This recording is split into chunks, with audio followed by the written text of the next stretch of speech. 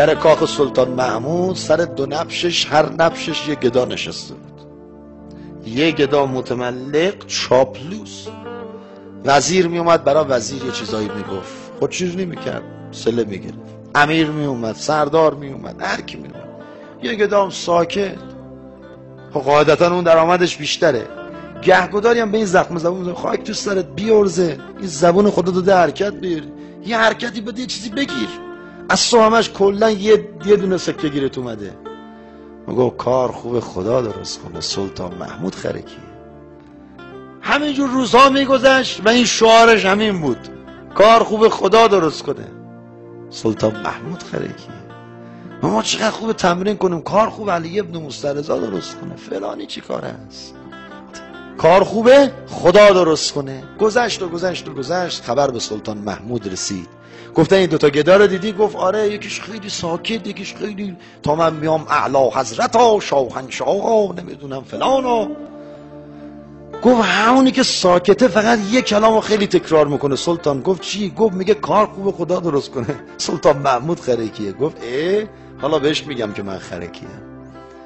گفت برید یه دونه مرغ بیارید، سر ببرید، تو شکمشو خالی کنید، ادویجات و مخلفات و اینا آماده کنید، یه الماس یا یه مرواریدی که تو خزانش تک بود، از تصرفات هندوستان بود، یعنی با اون میتونستی شما یه ایالت رو بخرید.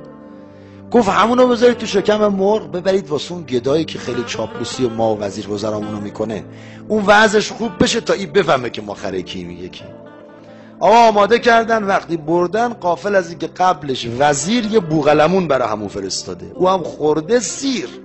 تا مرغ آوردن بیمیل بود، به روبرویه گفت امروز چقدر کار کردی؟ گفت 3 سکه. گفت 3 سکه تو بده، این مرغ مال تو. گفت شرمندتم، شکمت سیر. اون موقع هم که یخچال نبود که نگهدارم بگم برای فردا استفاده میکنیم.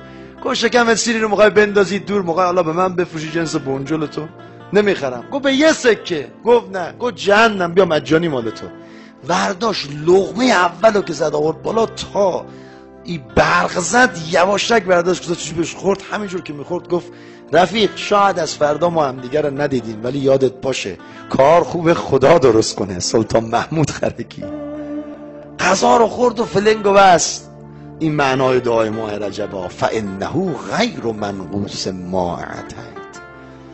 فلنگ و بست. آقا فردا شد، سلطان اومد دید این گدایی که براش الماس فرستاده هنو نشسته، اون یکی نیست. فلان شده. گفت تو هنو داری گدایی میکنی؟ گفت چیکار کنم سلطان، خرج زن بچه‌مو در میارم. گفت رفیقت کجاه؟ گفت رفیقم نمیدونم، امروز نیومده سر کار. گفت من دیشب برای تو تحفه فرستادم. گفت محبت کردین و قبل از شما وزیر برام بوغلمون فرستاده بود، من سیر بودم، تحفه‌ای که شما فرستادین دادم به این روبرویه. گفت ببندینش بیارینش داخل کاخ. آوردن.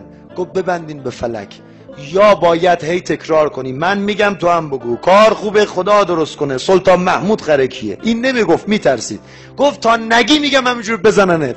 هی بگو. این بدبخت شروع کرد دیگه، سلطان میگفت، گدا میگفت، با هم دیگه کار خوبه خدا درست کنه.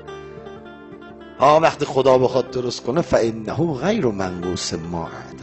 امام زمان بخواد دستتو بگیره عزیزت میکنه.